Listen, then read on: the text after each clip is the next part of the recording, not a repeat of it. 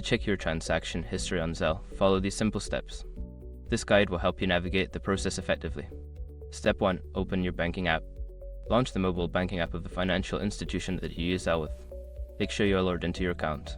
Step 2. Locate the Zelle feature. Within the app, find the section dedicated to Zelle. This is usually found in the Payments or Transfers menu. Tap on it to access Zelle's functionalities. Step 3. Access transaction history. Once in the Zelle section, look for an option labeled Transaction History Activity or something similar. Click on this option to view your past transactions. Step 4. Review transactions. You will see a list of your Zelle transactions. This may include details such as the date, amount, and recipient of each transaction. Scroll through the list to review your history. Step 5. Export or save information if needed. If you need to keep a record of your transactions, check if there is an option to export or save the transaction history. This could be in the form of a PDF or a downloadable file. By following these steps, you can easily check your transaction history on Zelle. If you have any issues, consider reaching out to your bank's customer support for assistance.